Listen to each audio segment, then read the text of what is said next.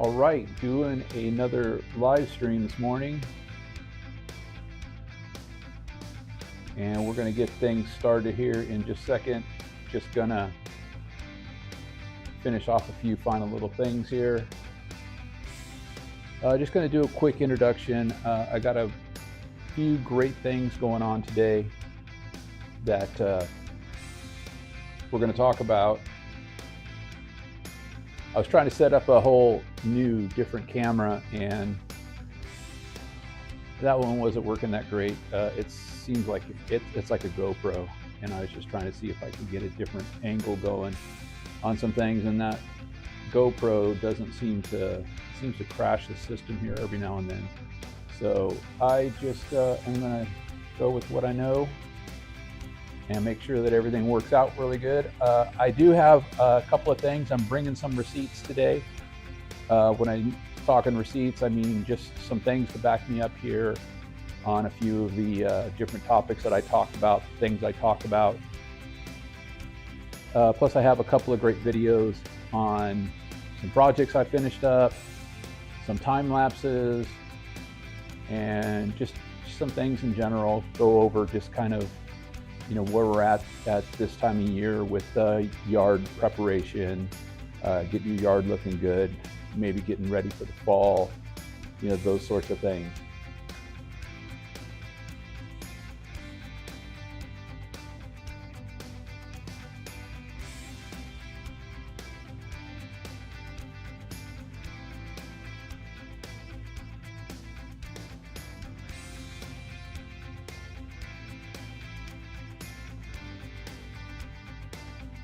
Yeah, so just a little drone video of kind of where I live, checking things out. Just gonna go ahead and get started here. My first video that I'm gonna bring up here, as soon as I open, it's just gonna start playing. But I wanted to bring on a video of kind of how I started learning about reality in turf grass, growing grass, what it takes, myths, all that sort of stuff. You know, and doing a lot of research like on POA and fertilizers and grass types, you know, all these different things would come up in my YouTube feed. And this guy popped up, and some of you probably know who I'm going to talk about, Dr. Travis Shaddix. He has a channel called Turfgrass Epistemology. How do we know what we know? This guy has a doctorate in soil science.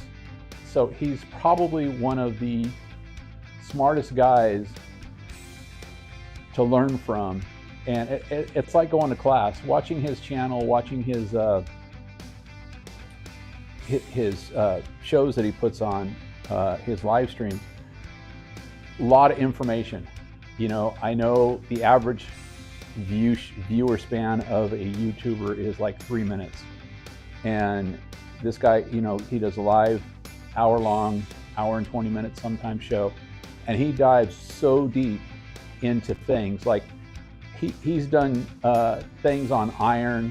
He does shows on everything, but he'll do like 6 shows on iron, and he'll talk about all these different types of iron, all these different types of research projects he's done on iron, and just any kind of research. He reads research papers. He talks about the research. He talks about the people that actually did the research. He knows the people that did the research. And when it comes to knowledge, this guy has it. If you want to know about how to grow grass in your soil, this is the guy to watch and learn. On his channel, Turfgrass Epistemology, you can search by playlist on any topic you want to learn about. If you have a question about anything with any kind of nutrients, hydrotanes, you know, aeration products, humics, even how to water and watering and all that sort of stuff, he's got probably 3 or 4 videos that are very, very detailed on it that you're going to learn more than you probably will even understand on what he's talking about, because he dives really, really deep. So I'm going to show a video real quick, because he does a great thing called tinfoil turf grass. And he's not so much digging on YouTube channels as he's trying to point out the myths or misinformation that they put out. And I cut one up a little bit. It's a recent one. It's a recent post by a YouTuber that has like 190,000 viewers. And pretty much 85% of what this guy was talking about was all nonsense. It was wrong, inaccurate, all that sort of stuff. So I cut it up and I'm trying to make a point with this, 2 points, and it's not a dig on the YouTube guy, okay? It's 2 points that we're trying to make about misinformation and also misinformation from fertilizer companies. So this is going to kind of document it for you.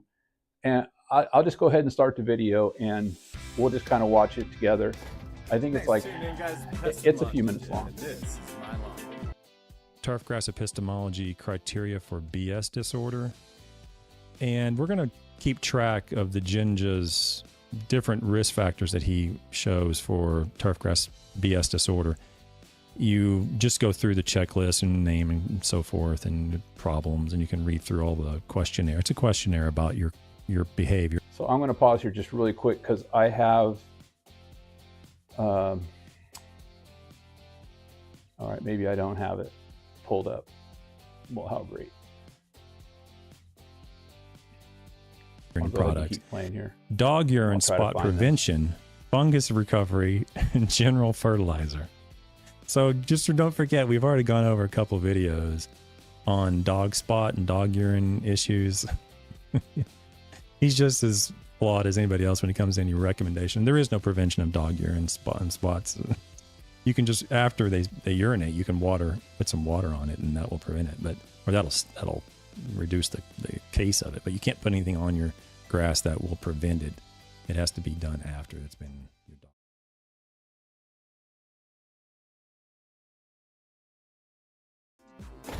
Thanks for tuning in, guys. Pest and Lawn Ginger. Sorry about that. I was trying to bring up this paper. I'll go ahead and fast forward. BS disorder. You just go through the checklist and name problems, and you can read through all the questionnaire. It's a questionnaire about your behavior and your products. Dog urine spot prevention, fungus recovery, and general fertilizer. So just don't forget, we've already gone over a couple videos on dog spot and dog urine issues. He's just as flawed as anybody else when it comes to any recommendation. There is no prevention of dog urine spots. You can just, after they urinate, you can put some water on it, and that will prevent it. Or that'll reduce the case of it. But you can't put anything on your grass that will prevent it. It has to be done after your dog's done his business. Next on the list, I'm looking for an available calcium source. Ooh, so calcium source. Here we go. Where's the list? Let's get it up. Where's calcium? But he's not going to talk about calcium deficiency. Okay, so since I couldn't bring up the list, since I'm already going here, I wish this kind of came out better in this video. But what he's talking about is he's got a basic, like a checklist that he goes through when he does these kind of videos, and it's kind of just a thing that he does to determine the amount of BS that a channel's or a video is putting out, whoever it's from. And it's got a list of all these different items that if they start talking about it, he's going to check it off. And it's got a whole bunch of stuff. I wish I had linked it. I swore I linked it. It's got some great information, and it's just something that, if you could look at it and see it, you would understand what I'm talking about, because there's a lot of things on there that you probably think are good for your yard that are probably not, and they're just misinformation. So I'll go ahead and continue. The list is great though, and he's going to talk about something even better. Let's see what he says.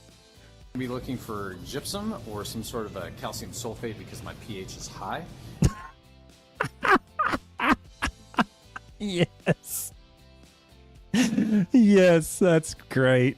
He's looking for gypsum because his pH is high. Let's look at that's definitely on here. Where is that? Oh, here it is right here. Gypsum will lower pH because of the sulfate. Yes. That's great. Oh, that's great.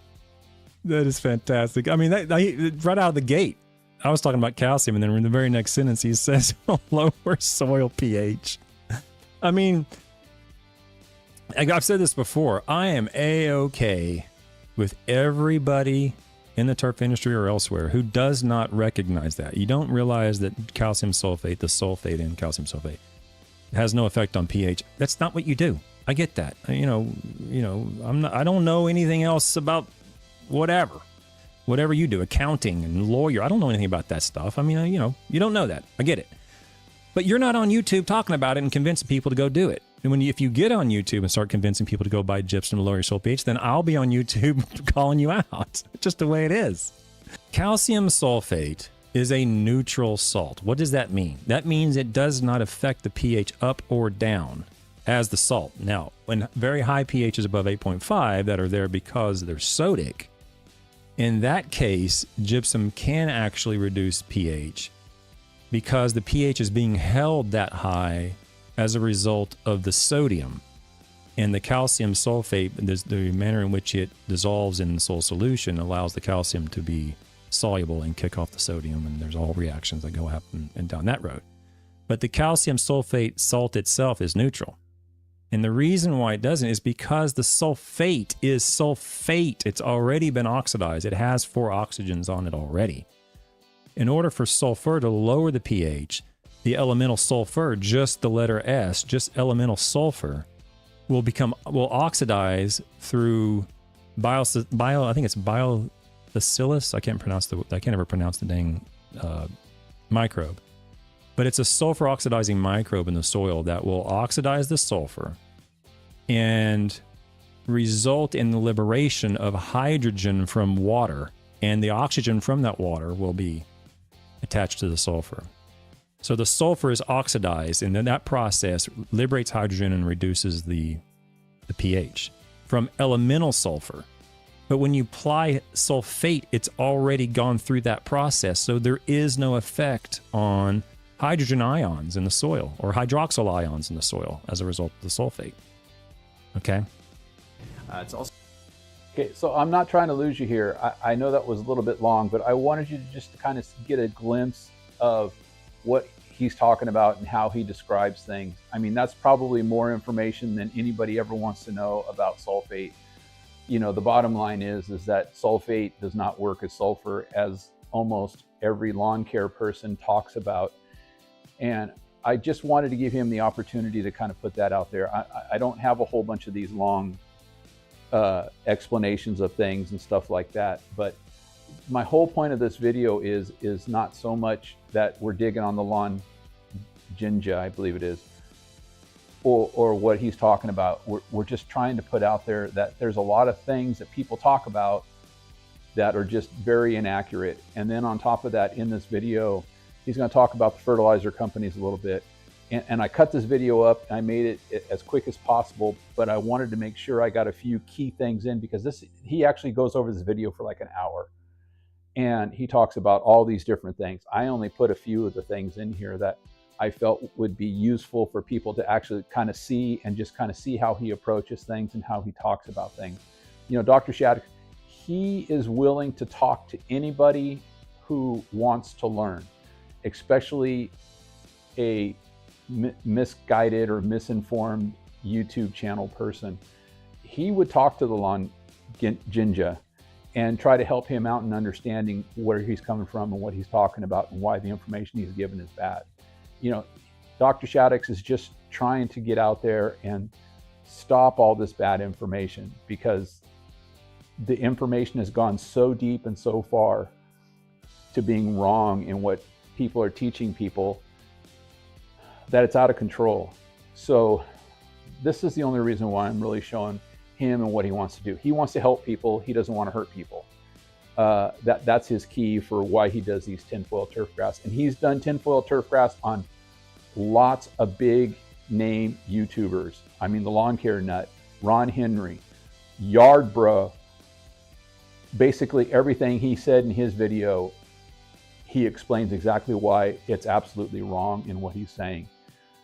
So DIY lawn coach, I think he has one in there of him. And, there's been a couple of people that have actually contacted him and looked for help, and they've actually kind of changed their way on their YouTube channels. He even talks about some guys and he says, hey, this is great. This video and what this guy's talking about, I agree with 95%. He's doing a great job. He's putting out great info.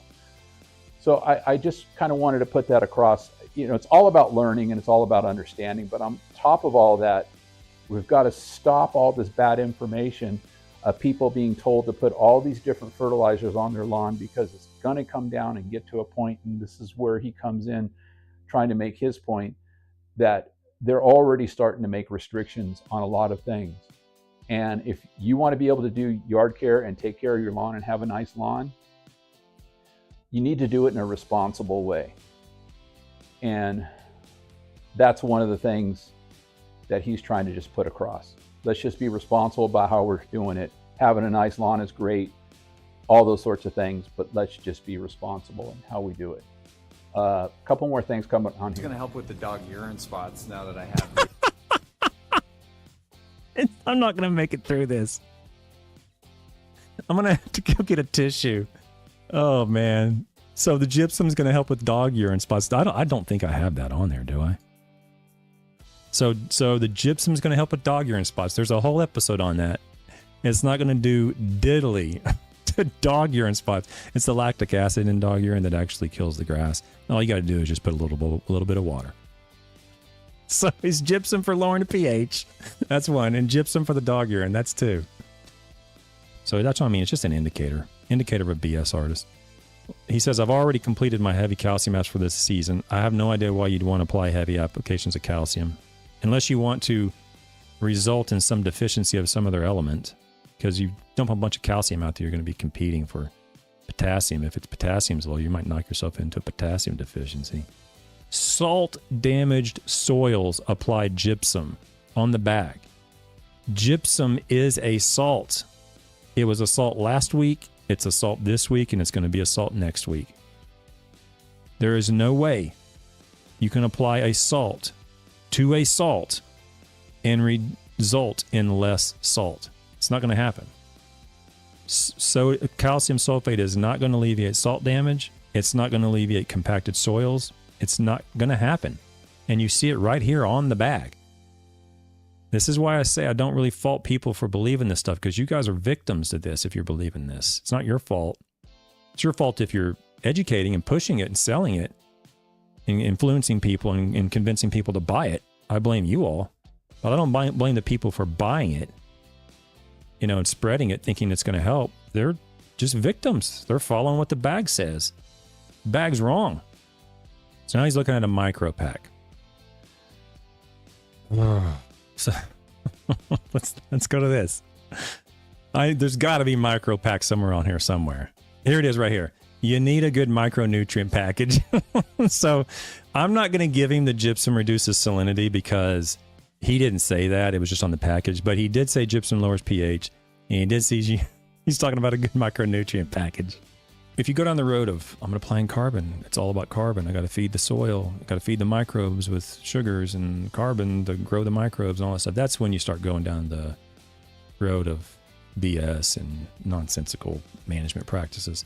It's not to say you might not see a benefit here or there. I guess, blind squirrel finds a nut every now and then. It's possible. I'm just saying it's a little bit of a checklist. It's a little bit of a sign that you might want to be aware that this particular salesman or this particular YouTube might be off in left field somewhere. It's not to say he is a BS artist, but that's one little check. And you have to have 3 checks on this list to be diagnosed with turfgrass BS disorder. He started, Eric Lickman says, I started to really believe humic acid was hot stuff back when between watching the Lon Jinja and John Perry videos circa 2020. I don't think that anymore. That's good to know, Eric. I mean, I don't blame you all. I mean, I see you all as victims of this con. It's not y'all's fault. If anybody, I blame me. I blame academicians. I blame scientists. I mean, as scientists, we have to publish. We have to get the work done. We have to get grad students graduated. Now, $15, $16 might seem kind of expensive for that product, but I do have to tell you, I'm going to get 3 uses out of this, so it's not what it seems. It's only going to be about $4. Now, I don't care if it's $4 or 4 cents. It doesn't make any difference to me. What I care about is the process that you use to come to the conclusion that you actually needed to use. thanks for tuning in, guys. Best in lawn, JJ. Okay, so that is Dr. Travis Shaddix. He is a doctor because he's got a doctorate in soil science. He's done many, many research projects. He's worked with a lot of people. And I cut that up as best I could, but you know, I hope you saw the points I was trying to make with how he approaches these videos and how he talks about it. You know, he's, like I said, he's not really trying to dig on the people that are putting out the content so much as he's trying to correct it. And he literally wants to help people understand where they're wrong or where they're going wrong. And the way he talks about things and he puts information out there, you know, epistemology is how do we know what we know? And that's all he's trying to say. He's not saying that if there's no research on a certain thing, like let's say there was no research done on humic and how it works and all that sort of stuff, he would say, you know, how do you know? He wouldn't say don't do it or he's wrong. He would just say, how do you know what you're saying is true? There is no evidence to support what you're saying. So it's kind of like bringing it back to the court of law. You know, you need to have evidence to be proven guilty. So you also need evidence to prove what you're saying. And that's all he's trying to get across here is, how do you know what you know? How do you know what you're saying is true? If there's no documented research to back up what you're saying, you're just going off what a fertilizer company says. And this gets me back down to why I don't like Scott's. Scott's was one of the first companies where I learned this, that their products and the things they put out, I mean, he talks about in his videos, you know, about the sales meeting. He used to be a salesperson for a fertilizer company and he understands how they work. And he kind of gives you a dive into that. But just like on that bag there, that bag totally is misleading you as a consumer on buying it and what it's going to do for you. I mean, I don't know how to call it out more than to say it's not accurate. But you think it's accurate because it's on the back. Just like when you buy a bag of ironite. You know, he did a thing with a guy that was doing ironite and he totally liked the guy that he was, you know, doing the video on. But ironite is not going to give you any kind of iron support because like he talked about with the oxidation of the sulfate and sulfur and how it reacts to the soil and all that kind of stuff and how these people put out, you know, hey, if you add something with sulfate in it, it's going to lower your pH, and it's not the sulfate that's going to lower your pH, like ammonium sulfate. It's not the sulfate that lowers the pH in your soil, it's the ammonium. So there's just bad information, and just like any granular iron product, how I got to the ironite video was I watched him talk about chelated irons in granular form and how they don't work. And it's actually a research paper he did. He talked about it for an hour. And he dove so deep into this and the whys and all that kind of stuff. You know, for me, I'm a bottom line kind of guy. Does it work or does it not work? And the bottom line was there was only 2 products that will work, but only for a short period of time. You know, Moss Out is basically a granular iron. And the reason why Moss Out works as a granular iron product is because before the iron actually oxidizes out of the granular product, it gets into the moss for the hour or the 2 hours that it actually is available or is active working. But once it oxidizes out, it's not doing anything. So this is why you don't really see a response in greening from Moss Out. Moss Out is just straight iron. The ironite, I believe it said it was, I forget the derived from. I thought it was iron sulfate. I had a picture of it. I didn't link it for some stupid reason, but whatever. So anyways, I'm only showing you guys this information because I'm trying to back up what I've been trying to say and trying to tell you. You know, a lot of the things I learn and I say about why not to do, or you know, why it's better to go a different route with certain things. You know, why I've stopped putting all these products on my lawn is because of what I'm learning from Dr. Shaddix. And I appreciate the fact that he's doing this, because it does come down to any lawn care channel that tells you to put a bunch of phosphorus on your lawn is being very irresponsible. One, because they're putting a crap ton of phosphorus down on their lawn, but two, they're not telling you the full information. Because like I said, YouTube viewers have a 4-minute attention span and then they're on to the next video. And that's why these YouTubers don't give them that content, because they're just trying to push out content. Most of them are trying to sell you a product.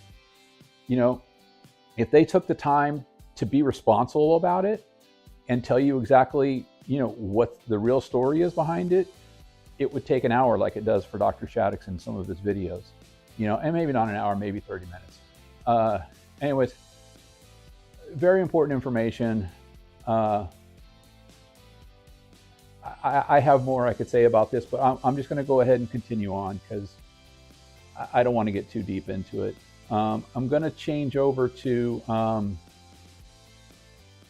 watering for just a second, just to kind of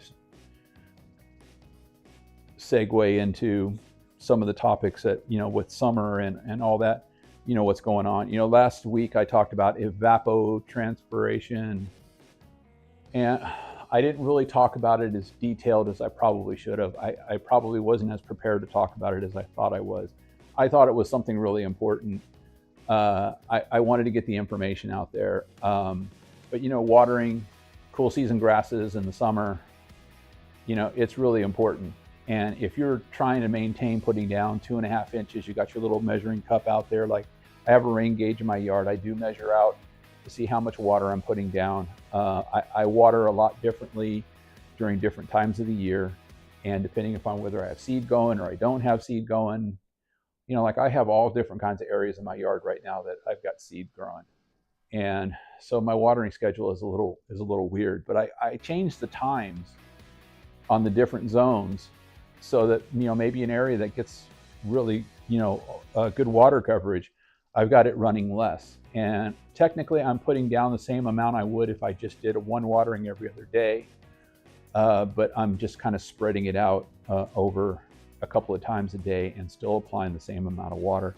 And I'm trying to monitor the areas of my yard, because coverage, and that's why I have my sprinkler video up. Coverage is really important. You know, I have really, really good coverage in my sprinkler system. I only had 2 circuits before I put my Kentucky bluegrass and my putting green in, and I really felt that I wanted better coverage, so I added a 3rd circuit, and I've got overkill. But I would rather have more coverage and water less than less coverage and have to water more. And, you know, I'm using Rainbirds, which, you know, these things work really, really good. You know, I've seen sprinklers, there's all different types and the way they spray and their spray pattern. And I've seen people talking about their spray pattern and how they have to run their sprinklers for 45 minutes just to get a 1/2 inch of water down. And, you know, it all comes down to this type of sprinkler that you're putting in, you know, the type of sprinkler you're using if you don't have an in-ground system. And I've gone away from all those rotary sprinklers and all the different spray heads and everything like that, and I've stuck with Rainbirds. Rainbirds by far cover more distance, and they just have a better spray pattern. And because they cover more distance, I use less of them. I don't have any more than 3 in one circuit. My water runs at 6 gallons per minute. I think it's 80 psi or 75 psi. I forget which. And I'm using Rainbirds that cover up to 45 feet, I believe it is. It's 40 or 45. And I adjust them. They have an adjusting point on them, and, you know, you can adjust the pattern and all that.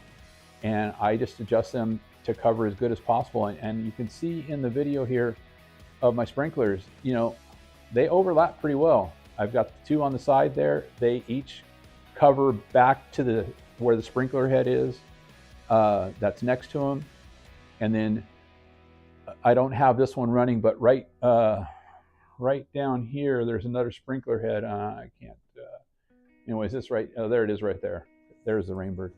So this is in my 2nd circuit, And this kind of covers back over the putting green, but it also gives a redundancy over the rest of my yard. There, it pops on right there. And it just goes in a full circle. It just constantly goes around a circle, around. And then I have two more, one back here, and then one over here in the bottom corners down there by the sidewalk. And those are basically covering each other with a redundancy. And then they're also covering up to where this Rainbird is right here. But the other sprinklers in the other circuit were also covering where the center Rainbird is right down here. So, water coverage, just really important. The types of sprinkler you're using are really important. These sprinkler heads, I believe, are like $16. I use Rainbirds. I feel Rainbirds are the best. Any sprinkler, you could probably run into problems with them, with their patterns. They get gunked up, they get stuck. I mean, I've had that problem with these. And if you don't have the right water pressure and you have too much sprinkler heads on that circuit, your sprinklers aren't going to work properly. So I've come down to 3 Rainbirds per circuit, 6 gallons per minute at 80 PSI is where I'm at. If I do any more than that, I start running into problems where there's not enough pressure to make the Rainbird go round, and then it has a little thing that comes down on it that just hits a stop point and stops it and sends it back the other way. They're very simple, and it's also got a little adjuster on it to adjust the spray pattern, the distance and all that sort of stuff. So to me, Rainbirds are the way to go. I really like it. I like the coverage. And this is probably the biggest problem that a lot of homeowners have, is how their sprinklers are covering their yard. To me, it's just really important. Overkill is better than not enough, because if you don't have enough, you're going to have spots in your yard. Just like my neighbor Wilson, I've talked about, he's just got a spot in his yard. He knows it. He understands it. I think we're going to fix that later on and kind of help him out and get a little bit better coverage. But, when you're putting a sprinkler system in, you've got to think about the coverage and how well it's covering. So that brings me back to the evapotranspiration. So I'm just going to bring this back up just for a quick second, because I did want to add a couple things that I didn't really put out. Because evapotranspiration, it's not just evaporation, it's also transpiration, which is like the plant sweating out water. I mean, sweating is probably a really bad term to use, but it's the best way to say, evaporation is evaporation, transpiration is transpiration. And the reason why they have it as evapotranspiration is because it takes into account not only how much evaporation you're going to get out of your soil, but how much water the plant is, I don't have the right term to use, but I'm just going to say, loses its water content. It basically sweating or it evaporating out of the plant. There's a term for it, and it's not coming to me. Anyways, that's why I showed this map here of evapotranspiration and how you can find it for your area. I mean, look at all these areas here. Look at this is 3 right here. What is that? I think that's in Utah, or that's still Colorado. And then down here, 0.27 down in Idaho. Some are big, some are small, but this is also, I have this set on the daily. So right now in Seattle, I live down more by Tacoma, but it's at 0.19 for today. So it's not that much. I mean, we went from really hot temperatures last week, because when I showed it to you last week, it was at like a 1.46, because we had some really hot temperatures. And then all of a sudden, what was it, Thursday? The temperatures dropped. We're back to overcast. June is a very weird month for us. And that's why understanding and knowing information like this is really going to help you, because, later last week and into the first part of this week, it was hot. Your lawn needed, water. This week, I mean, I've actually dialed my sprinklers back. I don't even have them running right now, just because the temperatures dropped so cold. It's been overcast and all that sort of stuff. So another thing I wanted to point out here is it's really great to have a weather station. because a weather station at your house is going to help you understand, you know, how much rain you're getting, the winds, you know, all those things factor into how your ground is holding moisture. You know, if it's really windy, you know, the wind is going to dry that ground out, and you're going to lose some moisture out of it. I know when I had done a seeding project, I didn't water right away because I was doing some work in some other areas in my yard, and it was really windy that day, and the seed was literally getting blown out of the area that I had just seeded because the wind and, you know, the peat moss and everything that I put down started drying out very, very fast. So a weather station at your house, something that you can look at, you know, if you're in an area where you get thunderstorms and that sort of thing, you know, maybe a thunderstorm is going to come through, but you got your water on. If you have an app on your phone that you can turn your water off, that's great, because then you can go in, you can turn it off, and you can say, oh man, a thunderstorm that I didn't even know was coming today just came and dumped a half an inch or an inch of rain on my lawn. So a weather station is really nice. I have one. It gives lots of information about the weather, you know, also other things that you could be interested in, you know, sunrise, sunset, moon, you know, all those sorts of things. The radiation levels, you know, there's just all kinds of monitors you can get on a weather station. And mine is out on my fence over here. You might have seen it on some of my drone video. And I really like it. I like following weather. We get a lot of rain here, so I like to know how much rain we're getting. And it just helps me out, you know, especially with my sprinklers. If we're getting a lot of rain, I know how to run my sprinklers, when to run my sprinklers, and all that sort of thing. So, you know, watering, sprinklers, weather, evapotranspiration, I mean, it's all really, really important into helping your lawn stay healthy and green, especially during the summer months, because the summer is really tough, especially here in Western Washington where I am. Because like I said, you know, I think it's going to rain next week a couple of days. It's supposed to be cooler. I mean, when I talk to cooler, we're highs in the 60s right now, lows still back in the 40s.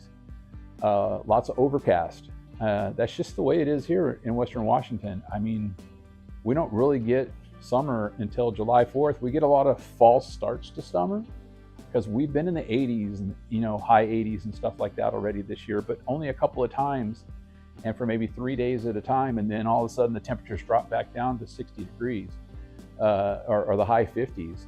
Just not uncommon here. So understanding the weather in your area is just very important, and how it's going to work out for you. So that's just kind of a recommendation for you. So I'm going to do this next slide here. Actually, I'm going to do this one first. Yeah, I have something going on in my backyard. This is just a progression of my sanding of my putting green and my Kentucky bluegrass. You know, I believe starts May 30th, and the last picture is like the 14th of June. So it's like a 2-week period, you know, 14 days. And, you know, this is just all the work that I did getting my yard ready. But the importance to me, especially with the putting green, is it just needs to be done. It helps the new growth.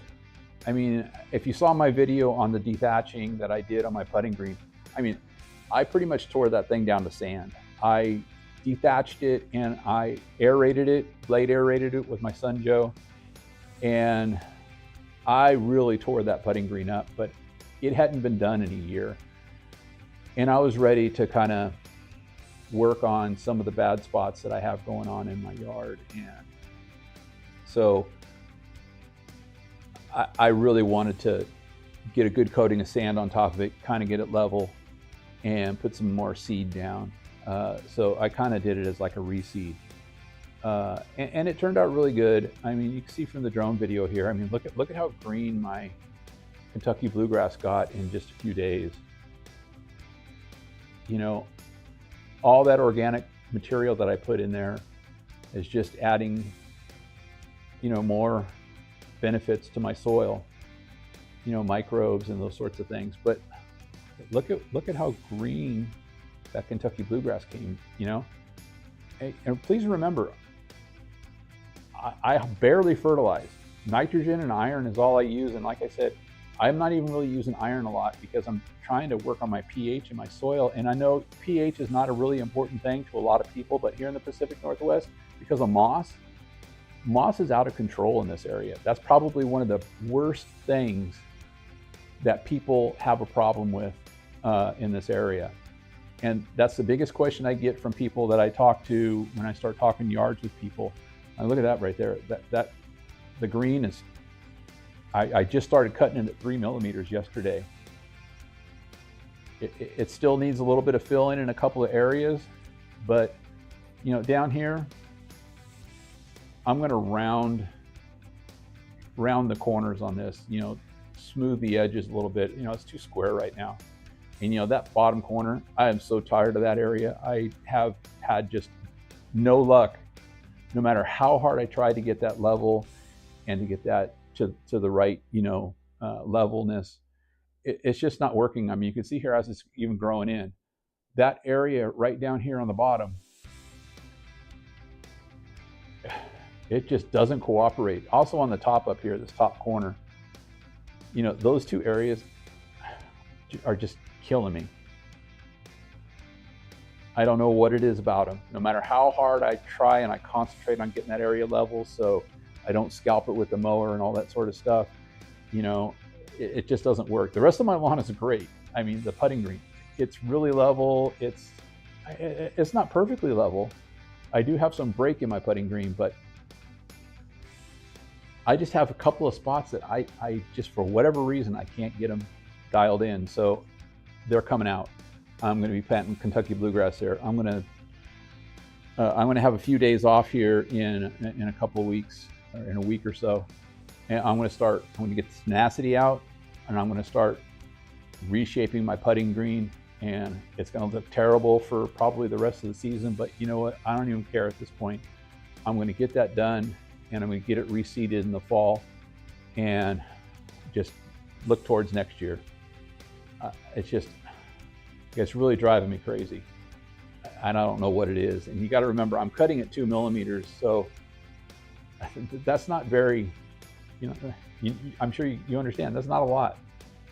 So there's really no room for error when you're mowing this sort of stuff. And my Kentucky bluegrass is cut at 1/4 inch.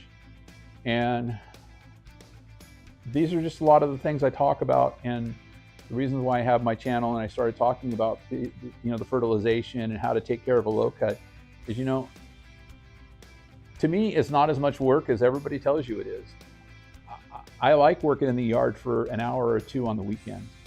You know, here lately, it seems like I've been out there every day for both days because I have all these projects going on and they're overrunning into something else that I need to do. But I thought up all this stuff that I'm doing this winter of all these projects, and I'm on the backside of it now. And I literally spent just an hour yesterday out in the yard mowing, and I'll probably spend another hour in the backyard today working on that. But I think that this right here and the composting and everything really is turning out good. I mean, this is 2 weeks after I did it, and I really scalped and blade aerated that putting green really out of control. Even the Kentucky bluegrass, I really went to town on it. The videos don't really show how much I tore it up, but I probably did 2 times the dethatching and blade aerating I needed to. So I've had this thing going on in my backyard that I haven't really shown because I didn't know. And a lot of people are probably going to think, oh my God, that's super stupid, or that's really crazy, or, you know, wow, that's just going to be a big problem. And you know what? I'm all about just doing things to try things. You know, with grass, it'll grow back. You know, it's easy to reseed. It's easy to get it going. Your lawn may look terrible for a while, but, you know, you can fix it. Like yesterday when I was mowing, I did something really stupid in my front yard. Down here by the sidewalk where this water meter is right here, I don't really show the sidewalk, but I ran my reel mower along the edge, along the sidewalk and the first couple inches of grass. And I dug a big line down my grass. I didn't take a picture of it. I probably should have. I'll get one out there for you. You'll see one in the next couple of videos. But basically all the way down my grass here, all along my sidewalk, is just a big line, gouge, scalp cutout from doing that. And I have no idea what I was thinking when I did that. I mean, I knew I was just trying to cut the grass towards the sidewalk a little bit shorter. Oh, stupid. So yeah, I got a big gouge line down the middle of my sidewalk there, my grass. So, oh look, here's what I was looking. Here it is. I decided to put Bermuda grass in the sunniest, warmest spot in my backyard. And I've been doing a time lapse ever since I put it in. Well, not ever since, but since the beginning of this year, of the progression. I can't remember. I was watching a video and somebody was talking about Bermuda grass and this type of Bermuda that it does well in cooler temperatures and shade and that sort of stuff. So I ordered it. I ordered 100 plugs for it was like 100 plugs. It was like $100, $1 a plug or something. And I got them in October of last year, like late October. And I put them in. And oh, well, that video didn't. No, hold on here. Let me fix this.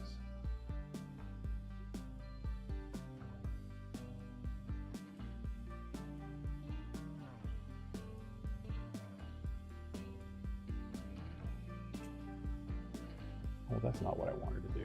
Come on.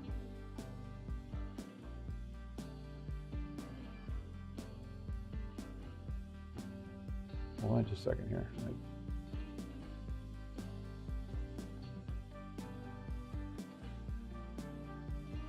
There we go. That's what I wanted to do. So this is kind of what it looks like today. So it was really getting green and really starting, it's growing and spreading. It's probably hard to see in this video, but so these brown ones right here. So I had a lot of weeds start growing in here. And I was lazy. I was spraying a bunch of glyphosate down and I was killing a bunch of weed in my flower beds and stuff like that. And I started spraying it in the weeds in this area here. And I'm not gonna say killing it, but it's definitely turning brown. Because you can see these other ones, I mean, look how green this is right here. You know, and oh my gosh, the spider webbing, or I don't know what you call it, the lateral growth that's going on. I mean, if you can see it down in here, see all these little runners coming out of all these pieces. Down here, this gets the most sun and is the warmest. And like I said, I planted this in November of last year, and it totally was green when I got the plugs, because they came from like Virginia or something like that, I forget where. And I planted them a couple of weeks after I got them, because you know, October, it was late October. It was so rainy and so wet, I couldn't get out there and get them planted. And I finally got them planted in November, and they were basically dormant. They had, you know, they looked dead. And I've never grown Bermuda grass in my entire life. I've seen it, but I've never grown it. And this is just total experiments. This is where I used to have my garden. I used to grow tomatoes and all that kind of stuff here. I even had a chicken coop back here in this area many, many years ago. You know, my son asked if I would, you know, do that, and I did. So the soil is really, really fertile. I've always taken care of it. And this is also the area that I did my Ryobi expanded test for my 40-volt expanded head unit that I got. I have the tiller attachment for it, and I tilled this whole area up. And right down over here, I had dug a hole with this tiller about, it was a good 18, 20 inches deep. And it was just, I was just doing it because I was trying to see how long the battery ran. And I'd done all the work that I needed to do, and and this area was really hard over here. And so this is the area that my garden used to be in and all that sort of stuff. So I pulled the garden out and I was like, you know what, I'm going to try this for a garden, because I mean, I can grow things and I can grow a lot of things, but what I want to grow, corn, man, I can't get corn to grow for anything. I can grow tomatoes like crazy, all these other stupid things, but man, I want to grow a good ear of corn in my backyard, and I just can't do it. So I gave it up out of frustration. I said, you know what, I'm going to plant Bermuda grass. And here it is. I don't know how long it's going to take, if it's ever going to take and fill this area up. But yesterday I worked on this edge right here, because this is my Kentucky bluegrass, and then this is my Bermuda grass. And what I did is I put a border in here, one of those plastic hedge borders. And I'm using that to try to control it and keep it from growing into my Kentucky bluegrass. Now, trust me, I know it's going to be a big battle. I've already seen that these runners, they will start growing wherever they want. And it's already started trying to grow into my Kentucky bluegrass over here. So yesterday I actually defined and started cleaning this area up, this transition area up, to make it so there's a little more definition between the Bermuda and the Kentucky bluegrass. And I, you know, kind of dug a little trench. I made the border a little bit more predominant. I took my edger and I edged both sides. I edged the Kentucky bluegrass side to give it a nice good edge, and then I edged the Bermuda side.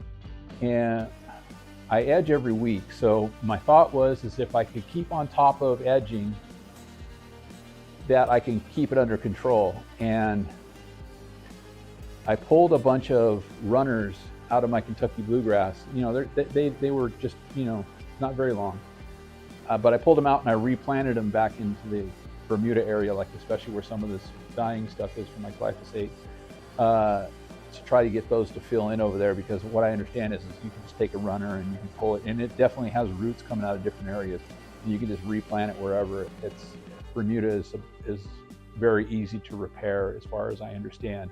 So I'm going to find out. I'm going to find out if this is going to work, if this is going to fill in. I really don't feel like it's going to fill in completely this year, but my hope is that this is kind of on a slope too. My hope is I want to cut this Bermuda grass as short as my putting green. And Bermuda people are probably laughing at me right now, which is fine. But you know what? That's the kind of stuff I like to do. I like to try stuff. You know, if this doesn't work out after maybe 2 seasons, I'll probably pull it out and I'll do something else. But it's just a test. This is Western Washington. This is the hottest and the sunniest part of my backyard, except for this area up here. You can see the difference as it goes further back. There's plugs back here. You can barely see them right here, but there's plugs right here. And I think there's even one more row beyond this one. So, and you can just see the closer it gets to the fence, the more it's not growing as well.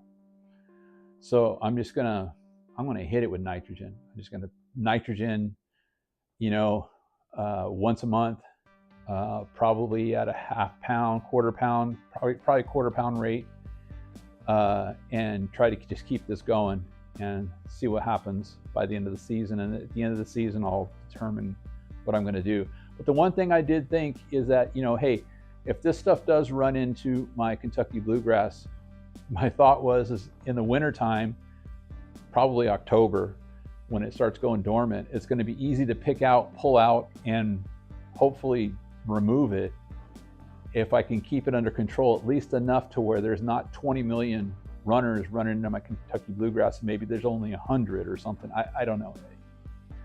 I'm just playing around with it. It's something to do. It's something to play around with. It's Bermuda grass.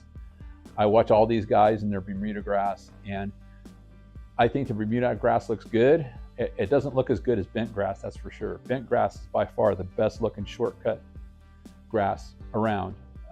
It's even better than my Kentucky bluegrass, but the Kentucky bluegrass is just a different blade. So I guess I'm gonna find out how this works out.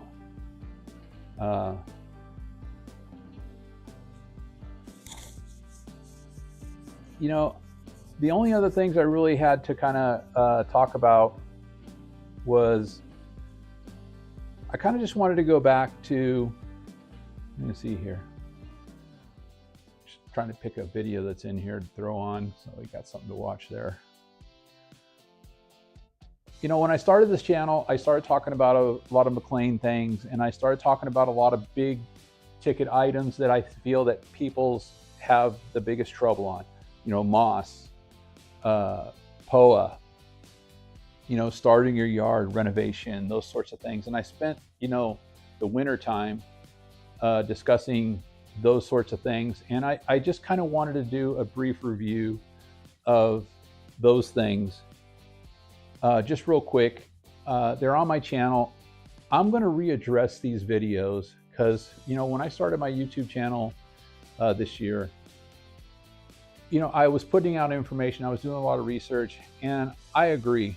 I look at some of those videos and I'm like, you know, I could have done a better job of putting this information out. I was just learning about POA and how to deal with all these sorts of things, you know, how to really deal with moss and those sorts of things. You know, I showed you the renovation I did on Wilson's yard next door to me. You know, he had really bad moss. He has no moss now. And I'm going to try to help him keep that moss free. I wanted to do some live soil testing for pH. You know, like I said, to me, pH is important in Western Washington because the higher the pH, the better out here. And when I mean higher, I just mean I want to get it up to like 6.5 to 7. You know, getting it anywhere above that, you're going to start having nutrient uptake problems, or, you know, availability to the plant, you know, how the plant's going to absorb it and all that sort of stuff. You know, pH isn't a major thing.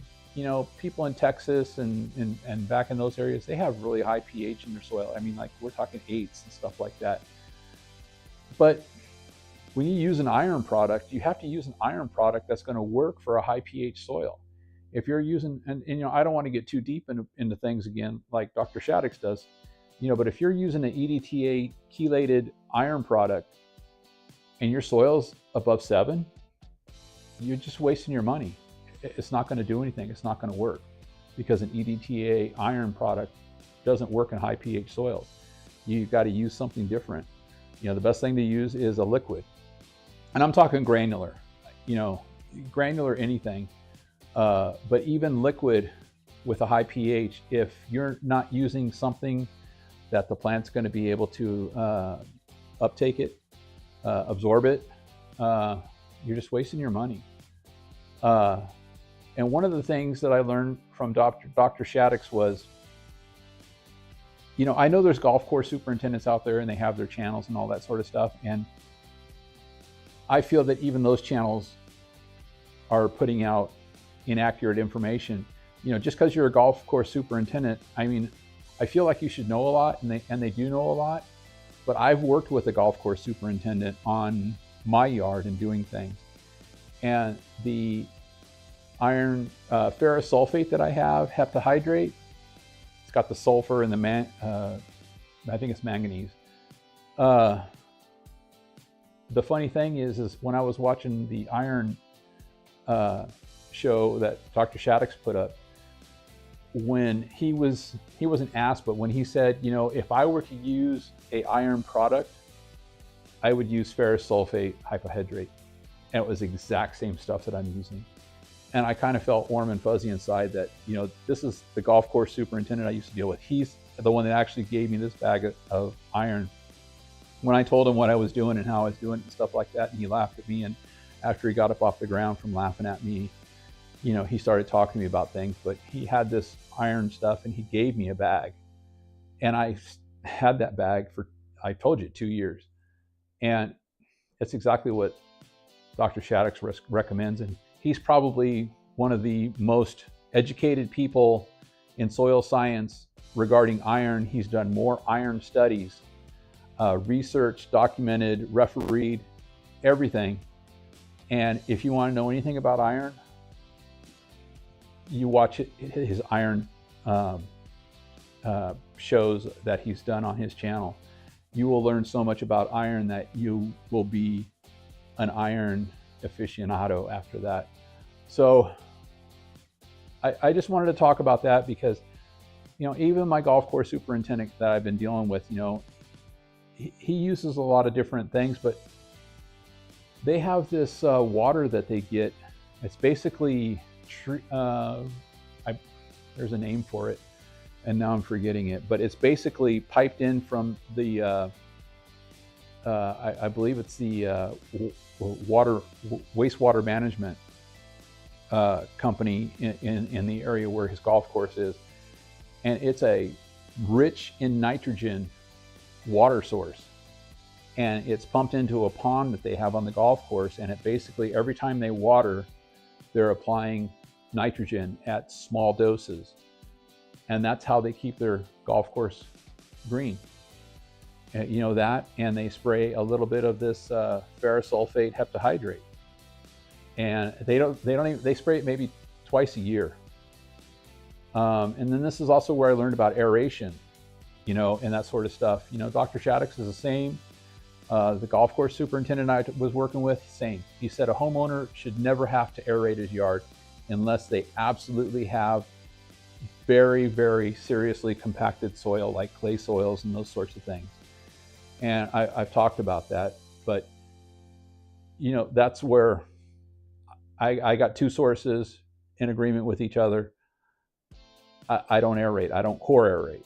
I use my verticutting blade as an aeration blade because that's really what it is. It's an aeration blade. It's designed to be able to get down at below the soil level and loosen up the dirt, apply a little bit more air, and agitate the dirt, loosen it up, that sort of stuff. And it's just going to help the water be able to get down in more moisture, more air, your fertilization, those sorts of things. So that's all I really had for today.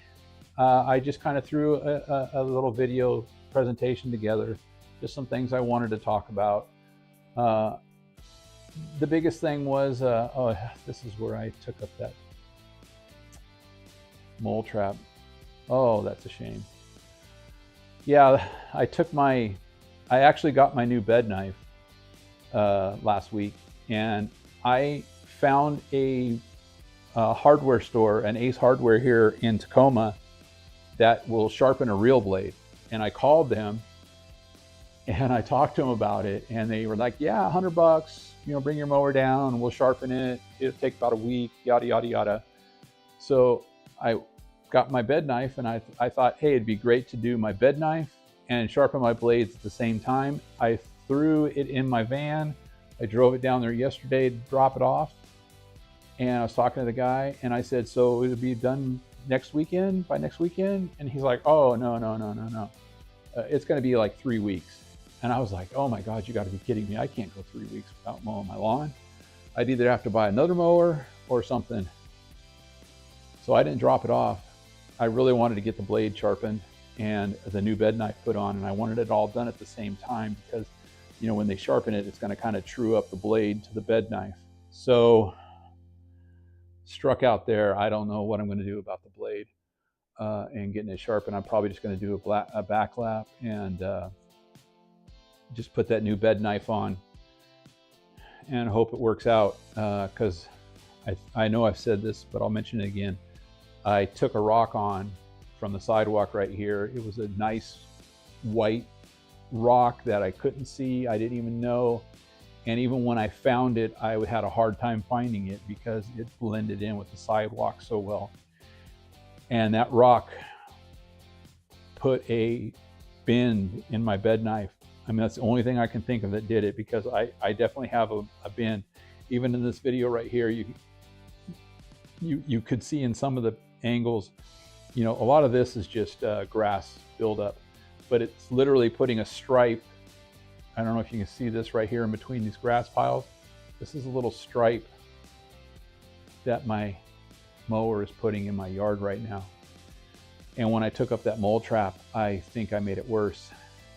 So I was looking at it yesterday, and it definitely, that bed knife is definitely ruined. So I'm going to do that today. I'm going to get that on there and fixed. I want to start real mowing my backyard. So I'll bring some more information, some more videos to you guys. This is what I had for you. I hope you got some good information out of it. You know, all I was trying to do was I was trying to put across, you know, a great resource for people where you can go. And if you want to find out anything about soil, how to maintain your grass, information on products, from anything.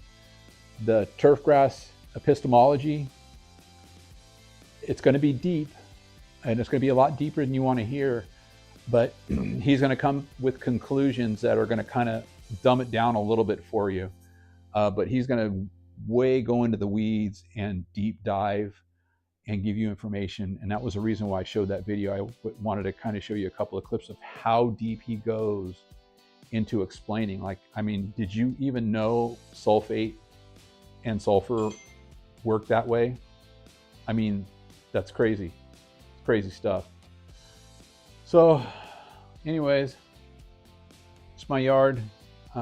Working to get it back to looking like this after composting it and sanding it and everything, my putting green. I think a couple more weeks, it should be back to normal. And I hope you guys have a great day. And I will put out another video probably next week. I'll cut some of these up and put some shorter videos out this week. And yeah, I think you can see right there. No, that's grass. Anyways, we'll see you guys and gals.